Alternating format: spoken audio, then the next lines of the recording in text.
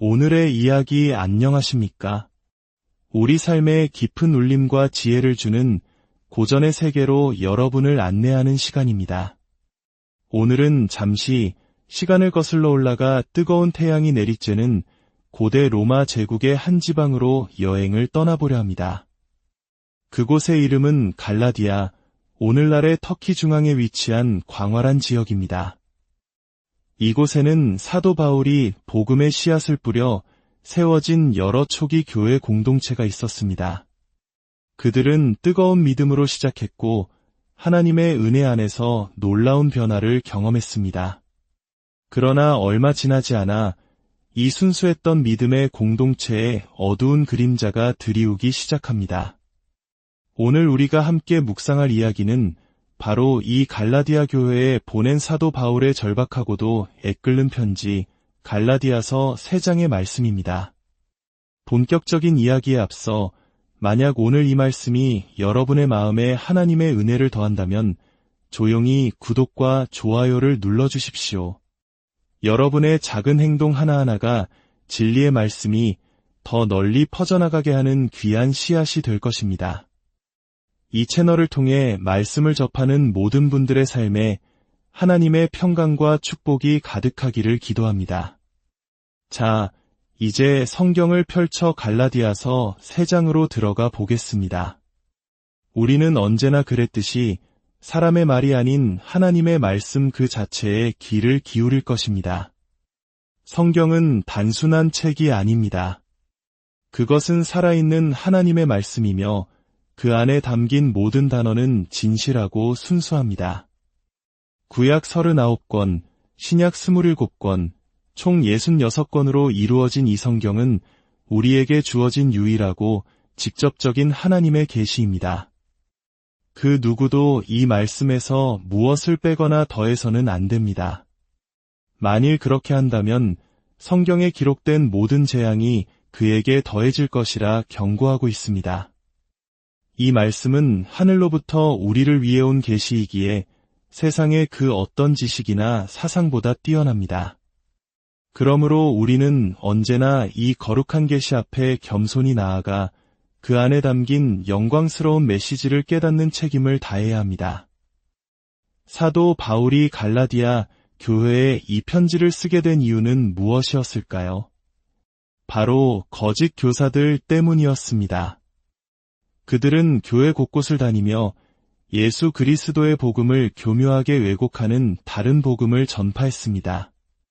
그들이 가르친 내용은 이것이었습니다. 예수님을 믿는 것만으로는 부족합니다. 하나님의 은혜와 십자가, 성령의 역사만으로는 충분하지 않습니다.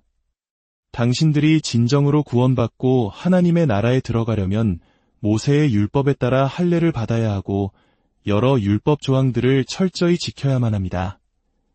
이것은 은혜의 행위를 더하고 믿음의 인간의 노력을 섞어버린 심각하게 오염된 거짓 복음이었습니다. 이 소식을 들은 사도 바울은 깊은 충격과 분노에 휩싸입니다. 그래서 갈라디아서의 서두에는 다른 편지들에서 흔히 볼 수 있는 칭찬이나 따뜻한 안부 인사가 전혀 없습니다. 그는 곧바로 그들의 변절에 대한 자신의 놀라움을 토로하며 편지를 시작합니다. 한 장 6절에서 그는 이렇게 말합니다. 그리스도의 은혜로 여러분을 부르신 분을 여러분이 그렇게도 빨리 떠나 다른 복음을 따르는 것을 보고 나는 놀라지 않을 수 없습니다. 사실 다른 복음은 없습니다. 다만 여러분을 교란시키고 그리스도의 복음을 왜곡하려는 사람들이 있을 뿐입니다. 그러나 우리든 하늘에서 온 천사든 우리가 여러분에게 전한 복음과 다른 복음을 전한다면 그는 저주를 받아야 마땅합니다. 바울은 거짓 복음을 전하는 그 누구에게든 저주, 즉 영원한 파멸이 있을 것이라고 2번이나 강력하게 선포하며 편지를 시작합니다. 이제 우리는 이 편지의 핵심, 3장으로 들어갑니다. 1. 2장에서 자신의 사도적 권위를 변호한 바울은 이 제3장과 4장에 걸쳐 오직 은혜와 믿음으로 말미암는 구원이라는 복음의 진리를 체계적으로 설명하기 시작합니다. 3장 1절부터 5절까지의 말씀을 제가 읽어드리겠습니다. 어리석은 갈라디아 사람들이여, 누가 여러분을 홀렸단 말입니까? 십자가에 못 박히신 예수 그리스도의 모습이 여러분의 눈앞에 선하게 그려져 있었는데도 말입니다. 내가 여러분에게서 알고 싶은 것은 오직 이것 하나뿐입니다. 여러분이 성령을 받은 것이 율법의 행위로 말미암은 것입니까? 아니면 복음을 듣고 믿음으로 말미암은 것입니까? 여러분은 그렇게도 어리석습니까? 성령으로 시작하였다가 이제 와서 육체로 마치려 합니까? 여러분이 겪은 그 모든 경험이 헛된 것이었습니까? 진정 그것이 헛되었다면 말입니다. 여러분에게 성령을 주시고 여러분 가운데서 기적을 행하시는 분이 율법의 행위로 그렇게 하시는 것입니까? 아니면 복음을 듣고 믿음으로 그렇게 하시는 것입니까? 이 짧은 구절은 실로 강력한 메시지를 담고 있습니다. 바울은 성부, 성자, 성령, 즉 삼위일체 하나님의 사역 전체를 언급하며 갈라디아 교인들의 어리석음을 질책합니다. 그들의 행동은 단순히 작은 실수가 아니었습니다. 그것은 구원의 위대한 사역을 이루신 성자 예수님의 십자가를 무시하고 그들 안에 내주하며 새 생명을 주신 성령님을 모독하며 이 모든 것을 계획하고 선물로 주신 성부 하나님의 은혜를 거부하는 하늘을 향한 공격과도 같은 것이었습니다. 아마 이 구절에서 가장 먼저 눈에 띄는 단어는 1절에 홀렸다는 표현일 것입니다. 헬라어 원어로는 바스카이노인데 성경 전체에서 오직 이곳에만 사용된 아주 특별하고 강렬한 단어입니다. 이 단어는 본래 거짓된 약속이나 속임수로 누군가를 매혹시켜 해를 끼치는 행위, 심지어 마법이나 주술, 악한 눈과 같은 사악한 힘과도 관련이 있는 단어였습니다. 바울은 왜 이토록 강한 단어를 사용했을까요? 그는 갈라디아 교인들이 마치 악한 주술에 걸린 것처럼 복음의 진리에서 벗어났다고 말하고 있는 것입니다. 그렇다면 여기서 우리는 중요한 질문에 봉착합니다. 진정한 그리스도인도 하나님의 자녀이며 성령이 내주하는 참된 신자도 이처럼 홀릴 수 있을까요? 진리를 사랑하고 오류를 거부해야 할 우리가 어떻게 거짓에 넘어갈 수 있을까요? 대답은 그렇다입니다. 갈라디아 교회의 많은 신자들은 분명 바울을 통해 복음을 받아들인 참된 신자들이었습니다. 3장 26절과 29절은 그들이 믿음으로 하나님의 아들이 되었고 그리스도께 속한 자임을 명확히 증언합니다. 그들은 성령으로 거듭난 사람들이었습니다. 그럼에도 불구하고 그들은 홀렸습니다. 신약 성경에 기록된 거짓 교사에 대한 수많은 경고와 진리를 굳게 지키라는 모든 명령은 바로 우리 신자들이 거짓 가르침에 넘어갈 수 있다는 가능성을 전제하고 있는 것입니다. 그렇습니다. 신자들은 복음에 대한 거짓말에 유혹될 수 있습니다. 물론 이러한 유혹은 나는 하나님도 성경도 예수님도 믿지 않는다라고 노골적으로 말하는 사람들에게서 오는 것이 아닙니다. 그런 것은 우리에게 명백한 불신앙일 뿐입니다. 진짜 위험하고 교묘한 유혹, 즉 홀림은 복음을 인정하고 받아들이는 척하면서 그 위에 슬그머니 인간의 행위를 추가하는 이들에게서 옵니다. 이것이 바로 사탄이 교회를 공격하는 가장 오래되고 효과적인 방법입니다. 이는 비단 갈라디아 교회만의 문제가 아니었습니다. 교회 역사 내내 그리고 오늘날 우리가 살아가는 이 시대에도 수많은 교회와 성도들이 이러한 홀림에 빠져 있습니다. 복음의 핵심을 믿는다고 말은 하지만 그 위에 너무나 많은 인간적인 프로그램, 세속적인 가치, 성공주의, 율법주의적인 규칙들을 더하여 복음의 순수성을 흐리고 있습니다. 이는 강단의 문제이고 동시에 성도석의 문제입니다. 목회자부터 평신도에 이르기까지 자신들을 구원한 그 순수한 복음에 대해 혼란스러워하며 홀려 있는 경우가 너무나 많습니다. 오늘날 한국 교회의 상황을 돌아보면 마음이 무거워질 때가 많습니다.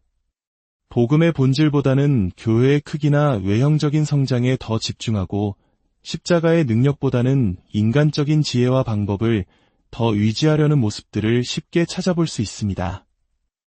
마치 더 나은 결과를 얻기 위해 하나님의 은혜에 무언가를 더해야만 한다고 믿는 것처럼 말입니다. 이것이 바로 21세기의 갈라디아 교회가 겪고 있는 홀림의 모습일지 모릅니다. 바울은 갈라디아 교인들을 향해 어리석다고 2번이나 외칩니다. 여기서 어리석다는 것은 지능이 낮다는 의미가 아닙니다.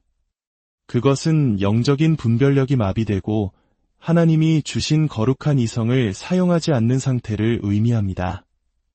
그들은 생각 없이, 분별 없이 거짓 가르침에 홀려버린 것입니다. 바울은 이제 그들의 어리석음을 깨우치기 위해 그들 자신의 생생한 신앙 체험을 근거로 논증을 시작합니다. 첫째, 그는 성자 예수 그리스도의 사역을 상기시킵니다. 여러분의 눈앞에 십자가에 못 박히신 예수 그리스도의 모습이 선하게 그려져 있었는데도 말입니다. 바울이 갈라디아에서 복음을 전했을 때 그는 십자가 사건을 마치 눈앞에서 벌어지는 일처럼 생생하고 강력하게 선포했습니다. 갈라디아 교인들은 예수께서 바로 나의 죄를 대신하여 십자가에서 죽으셨다는 대속의 진리를 분명히 이해했고 그 사실을 믿음으로 받아들였습니다. 그 결과 그들의 삶은 기적적으로 변화되었습니다.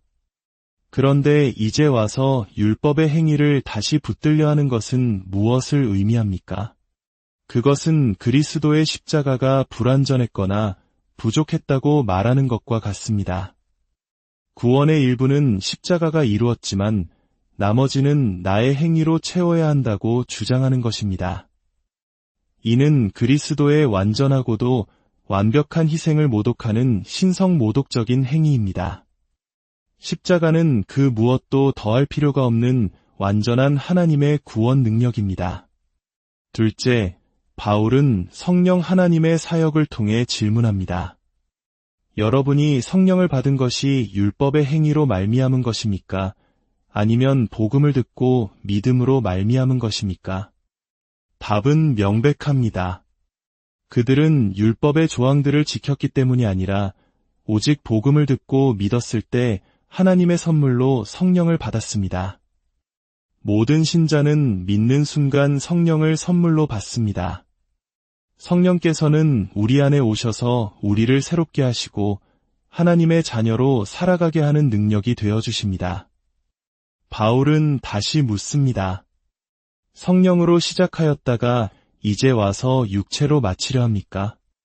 성령의 능력으로 위대한 구원을 시작해놓고 이제 와서 보잘것없는 인간의 육적인 노력으로 그것을 완성하려 하느냐는 것입니다. 이것은 성령의 사역이 불완전하다고 말하는 것과 같습니다. 이것 또한 성령 하나님에 대한 모독입니다. 셋째, 바울은 성부 하나님의 사역을 가리킵니다. 5절에서 여러분에게 성령을 주시고 여러분 가운데서 기적을 행하시는 분은 바로 성부 하나님을 의미합니다. 예수님께서 약속하셨듯이 하나님 아버지께서는 믿는 자들에게 성령을 풍성하게 부어주시고 거듭남이라는 가장 위대한 기적을 행하십니다. 그렇다면 하나님께서 그 놀라운 일을 행하신 것이 우리가 율법을 잘 지켜서 그럴 자격이 있었기 때문일까요? 결코 아닙니다. 그것은 전적으로 우리의 행위와 상관없이 오직 믿음을 보시고 베풀어 주신 하나님의 은혜였습니다. 결론은 분명합니다. 갈라디아 교인들이 경험한 구원은 성자 예수 그리스도의 완전한 십자가 사역과 성령 하나님의 완전한 내주하심과 성부 하나님의 완전한 주권적인 은혜로 이루어진 삼위일체 하나님의 완벽한 작품이었습니다. 거기에는 인간의 행위가 끼어들 틈이 단 1%도 없었습니다. 그들은 이 삼위일체 하나님의 능력을 직접 체험했습니다. 복음의 능력이 그들의 삶을 어떻게 바꾸었는지, 성령의 능력이 어떻게 그들 안에서 역사하는지, 아버지의 능력이 어떻게 그들을 새롭게 했는지 몸소 겪었습니다. 그런데 갑자기 나타난 거짓 교사들은 이 모든 것이 불충분하다고 말하고 있습니다.